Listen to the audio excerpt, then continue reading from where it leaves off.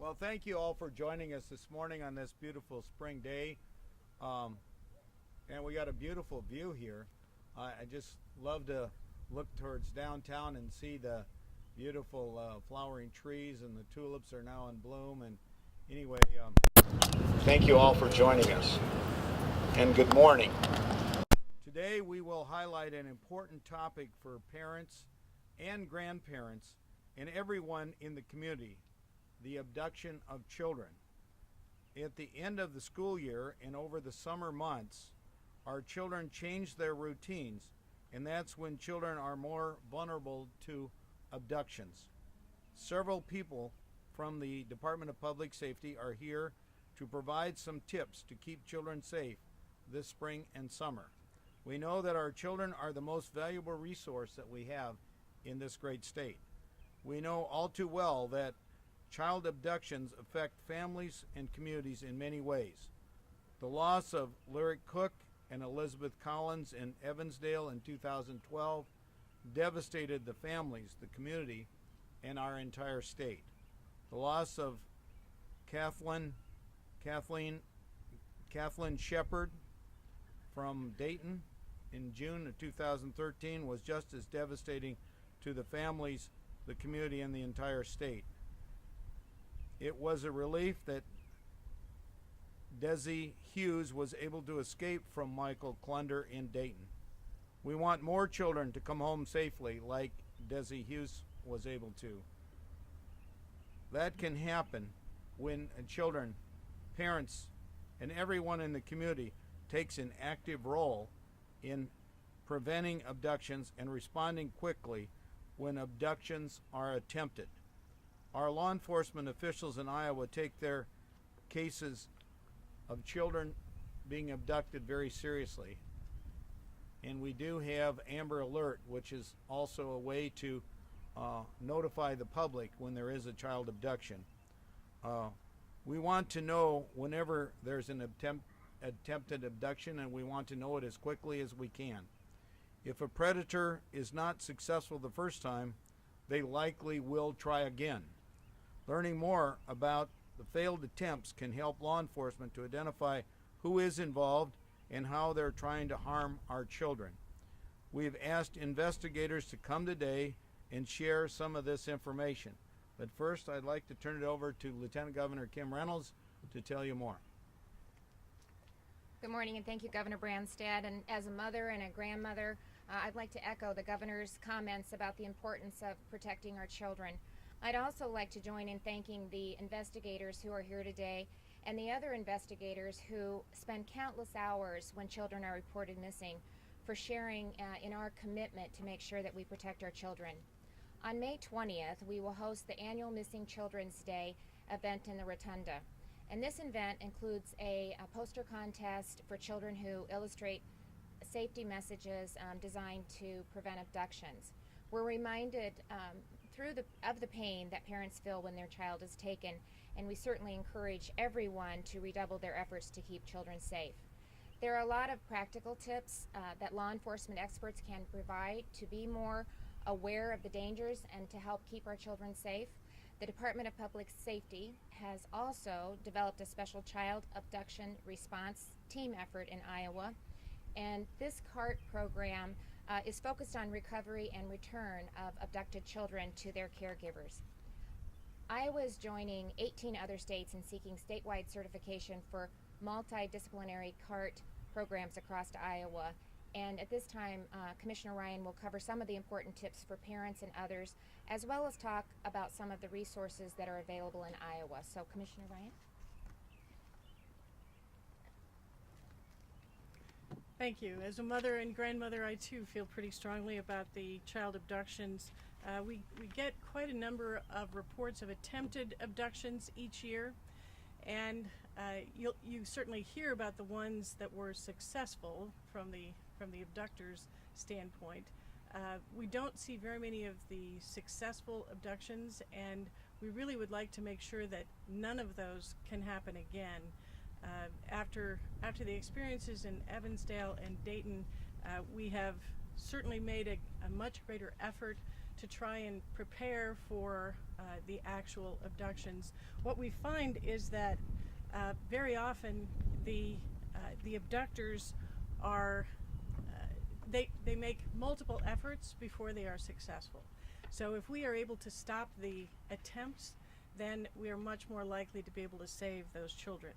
Spring is a particularly difficult time in the fall as well. When children are changing their regular routines, that's when there's a great deal more uncertainty, and so we really want to take particular care in the spring, the summer, and the fall when they're not in school. In school they have much more regular schedules, more regular activities, and a lot more adult supervision around. So that's why we really want to focus on this in the springtime.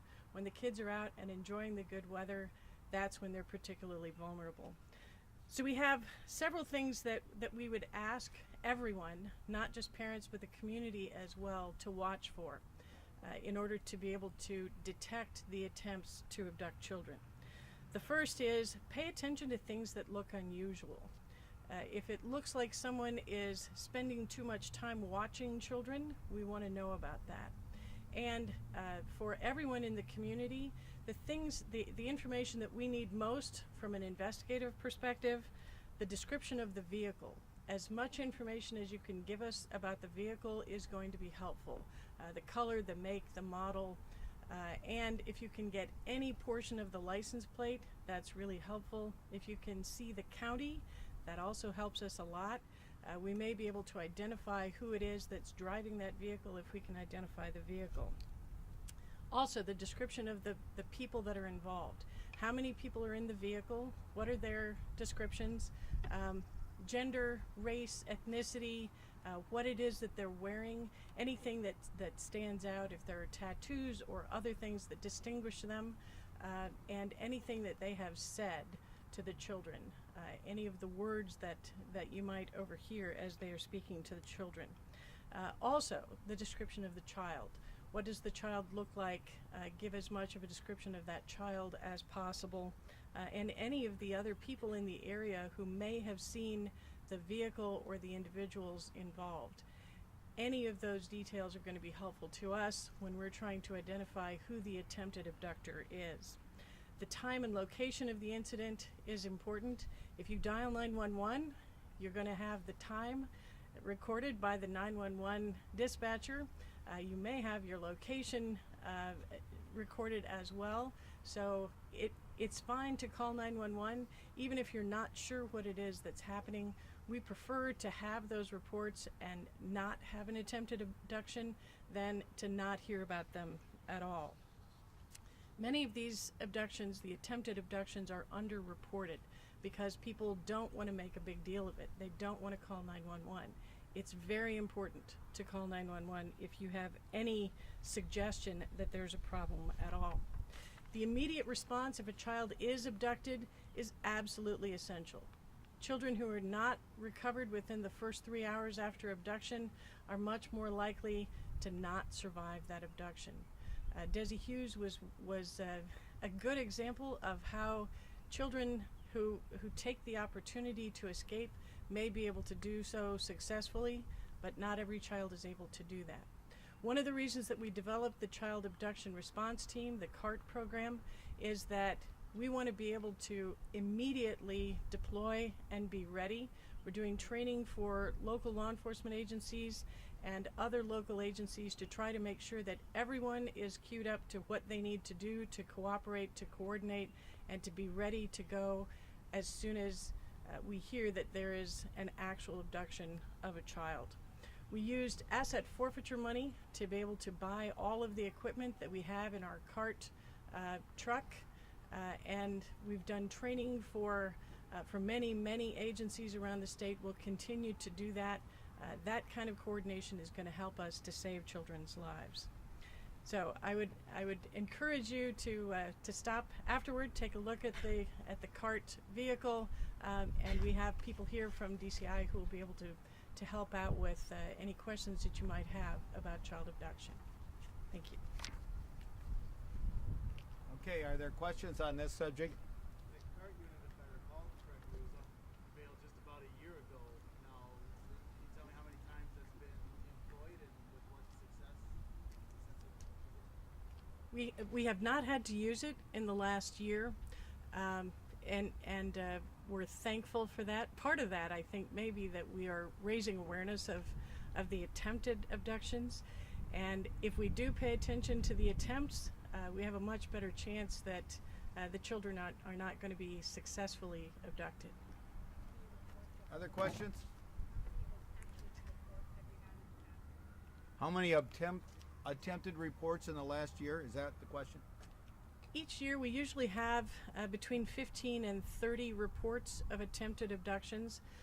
Now, some of those reports involve the same incident, and as I said, I think a lot of the attempted abductions are underreported.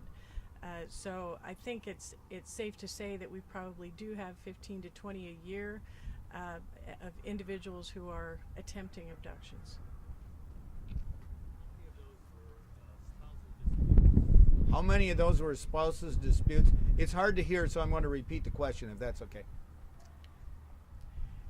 Actually, most of the cases that we hear about are not domestic related. Most of the cases that we hear about are stranger abductions.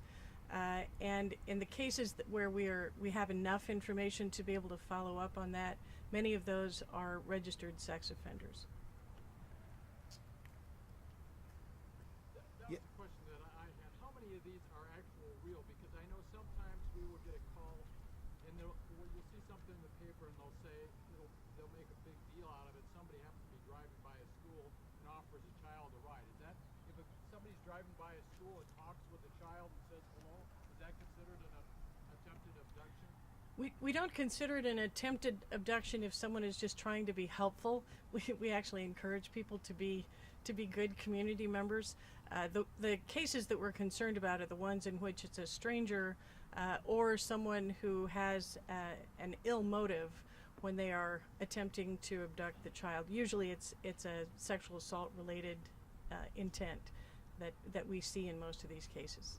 These 15 to 30 reports of attempted abductions, is that's actually been confirmed to be an attempted abduction? I mean, have you arrested somebody for trying to abduct? Or We how firm is that number? Well, the number is based on reports that we get, and to the extent that we can follow through on that and be able to identify who the individual was, we'll make an arrest. We don't have very many of those where we get enough information to be able to say for certain that it was an attempted abduction. But we usually have 3 to 5 arrests each year, and they're usually sex offenders that are being arrested for these attempted abductions. So the 15 to 30 should really be called reported abductions instead of attempted abductions? Yes, those are the reports that we receive. And one of the reasons we're trying to raise awareness now is that if we get better information about the people who are involved, our chances of being able to follow through on that are significantly greater. Some of the reports that we get, we just simply don't have enough information from the eyewitnesses to be able to identify who it is or what the circumstances were. As you probably know, there's been some cases here recently where I think there was a case nationally where a parent was charged with child endangerment for letting their child walk to school. Is that something you would recommend, that children not be allowed to play outside if there's not a parent outside? I think it's up to the parents to decide what they need to do to protect their children. You also have the additional problem. You don't want to frighten the children unnecessarily, and many of our communities are entirely safe. There are a lot of people who the children know and they feel safe with, but parents certainly need to know who it is that their children are going to be encountering, and if they walk to school, they certainly need to make sure that the children know the route that they're taking to school, and if there are people that they know along the route, they should be able to identify who those people are. If they are feeling unsafe for any reason at all, the children should know where it is that they can go to find someone that is safe to talk to. Is there a list of tips that parents can do now before an attempted abduction that one of the important things that parents can do is to make sure that there is a code word within the family, because if it is someone, for example, in Dayton, the abductor was not a stranger to the children. We wouldn't say he was a good friend of the family, but he lived in that area. And so it's helpful if the family has a code word. Sometimes the abductors will use a ruse in order to be able to persuade the child to come with them. And sometimes they'll say that the parents have been injured and they want to take the child to see the parents at the hospital. In that circumstance, it's very helpful to have a code word so that the children know that if they don't hear that code word, that's someone who is not safe. It's not safe for them to go with them. Recent photograph, GPS, Absolutely. If we have recent photographs of the children, that's helpful. We have materials through the Missing Persons Bureau in the DCI that parents can obtain and fill out the information about the physical description of the children, their photograph, and their fingerprints if the parents are interested in having their children fingerprinted as well. that's the DCI website. It's on the DCI website, the Missing Persons website. How about using GPS locators? Is that going to be set too far? Or should that's back? Well, I think it's for GPS locators. I think it's up to the parents as to what it is that they feel comfortable to monitor where their children are. Again, we don't want to unnecessarily frighten the children, but as a parent, I always like to say that I had a pretty healthy paranoia about where my child was at all times.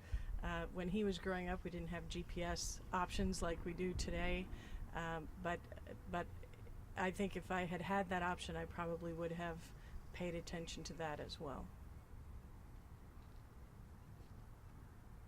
Okay, if there are no other questions on this subject, yes. Governor, Joni Ernst today endorsed Steve King. Are you going to endorse in that primary? No, I've been through primaries each of my last 3 elections. I think the most important is for the voters to make that decision. I don't think endorsements make a huge difference, and consequently, I don't intend to endorse in that primary or any of the other primaries for that matter. Do you want to see Steve King defeated? No, I'm clearly interested in helping all of our Republican candidates to be successful.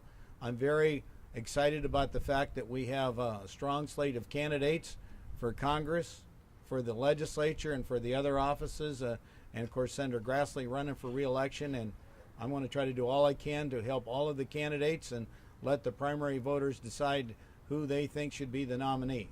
Have you and Steve King patched things up after the Ted Cruz? Well, first of all, I would just say that we've been friends for a long time. I encouraged a couple of members of my staff when he had a strong challenge from Christy Vilsack to go to work for him and help in his campaign, and that was a very successful endeavor, and it also gave them some good experience, and they went on to manage and be involved in my reelection campaign. So, I just think that it's up to the voters to decide in each of these instances, and I've always had confidence in the voters of Iowa to make a thoughtful and good decision, and I will obviously support the Republican nominees, and I'm very encouraged about the quality of candidates that we recruited for the legislature. I think we have an excellent chance to win control of the Senate as well as maintain our majority in the House, and I'm going to do all I can to help them as well as to help our 3 Republican congressmen and Senator Grassley. Can I just There are ask some about? Democrats who are changing their registration to Republican in order to vote against Steve King in the primary. Is that just part of the game? You can't help that, or should that be allowed? Well, incidentally, remember the Fred Grandy challenge to my election campaign? I think over 30% of the people that voted in Polk County in that were not Republican the day before the election. So the ability to change your registration before the election or on election day is something that's been around for a long time, and I think that's just a fact of life that you have to recognize under the Iowa system. Governor, are the employees who work at the law enforcement academy, now that everybody's talked about the mold and everything, do you feel like they're safe in there? Well, I was at the academy and got a chance to see the action they've taken to remediate the mold. I understand there's a lot more than they intend to do, and also to work with the National Guard for other facilities there on Camp Dodge. We had our own experience with mold at Terrace Hill, so I think it's something that has to be taken very seriously, and we want to do all we can to protect the employees and also the students that are going through the academy. But I feel confident that between the Law Enforcement Academy and the National Guard that they're going to take appropriate action in the short term, and then in the long term, of course, we need to upgrade and improve the facilities for the long term. But those facilities are old, and they've had some problems with water leakage over a long period of time, not too unlike what we had at Terrace Hill. But are you concerned, do you feel confident that that building did not make people sick? Well, I'm not aware that it's made people sick at this point, but I think it's important that we do everything we can to remediate the mold situation and to take appropriate action so people don't become sick. There's legislation that would, at this moment, just designates $1 for the State Museum, $1 for the Wallace Building, $1 for this Academy facility. There's proposals to use revenue bonding, but there's the potential for a solution for the upcoming fiscal year. But is there the possibility that you might reconsider revenue bonding? We're already paying back $55 million a year for the last bonding program that was done by the previous governor. And I don't think, if frankly, if we had that $55 million, we could do this on a pay-as-you-go basis. And that's the way we should do things. I think the people of Iowa, when they rejected Culver's big bond debt, that it put us in debt by over $1 billion, and elected me, said, we want to do things on a pay-as-you-go basis. We're committed to doing that and to being very careful with the way we use our money. I'm disturbed that we have $55 million coming out of the Rebuild Iowa Infrastructure Fund every year to pay back those bonds. I think it would have been much better if we had done it on a pay-as-you-go basis, and I don't want to go further into bonded indebtedness. Our state is one of the best managed states and has one of the lowest indebtedness, and I think we need to continue to look at ways we can do things on a pay-as-you-go basis like we did with the Road Use Tax Fund last year. But without bonding, there's no realistic way this year of fixing that, right? You don't have the money. Well, it depends upon the decisions the legislature makes. There's a significant amount of money left after the $55 million is spent, but there's a lot of demands on how that infrastructure money will be used. So the legislature needs to set priorities in how they're going to use that infrastructure money. But to make the mistakes of the past and go into further debt, which will reduce our ability to provide for additional infrastructure needs in the future, to me is not a wise course of action. So would you rather that they did use RIF money for water quality or new lighting for the Capitol or fixing? Well, again, that's a legislative determination, and we have worked with the legislature on these various issues, and I recognize that it's a priority-setting matter. I think this is a bill that's going to conference committee that needs to be worked out, and I've tried to work with them. I think water quality is an important issue that needs to be addressed. I'm supportive of what the House action, and it passed on a 2-to-1 vote. I think it would be a mistake for the Senate to go home without addressing water quality this session. Speaker Upmeyer's office has been communicating with officials in Minnesota about a potential plan for medical marijuana to require medical marijuana in Minnesota. What do you think of that plan? Well, it's one of many approaches that's being discussed with regard to this whole use of cannabis oil to treat some of these diseases that affect people in the state. I think one of the concerns is to try to avoid unintended consequences that have occurred in other states where they grow marijuana and it gets in the hands of people that are using it for illegal purposes. And so I think it's certainly an effort to try to balance the needs of the families that want to have this available to treat their children or family members, while at the same time avoiding unintended consequences that law enforcement and medical people have warned about. Governor, given the accident late last week in which a biker was killed by a motorist, do you think the legislature erred in not passing bills before them that would have required drivers to move over for bikers, or one that strengthens texting while driving? Well, I think we all, as motorists, need to be extremely careful and cognizant of whether it's motorcycles or bicycles or pedestrians when we're traveling around the state of Iowa. And certainly this is an issue that I expect will continue to come before the legislature on what is the appropriate balance in protecting public safety. Governor, the Senate and House are at odds over Planned Parenthood funding. What is your recommendation to the House? Should they try to stand firm? Are you willing to have a shutdown of state government if it comes to that over that Planned Parenthood defunding issue? Well, first of all, I've been working with the legislature on this issue, and I think we have a reasonable proposal that would provide funding for family planning without getting into the controversy of funding abortion providers. So I think that's the appropriate way to go, and I respect the legislative process of working the differences out in conference committee. I would point out the Senate vote was 25-25. It doesn't get any closer than that. So I think the proposal that we've made is a fair and reasonable proposal that provides for family planning for people that need it without providing funding for abortion providers.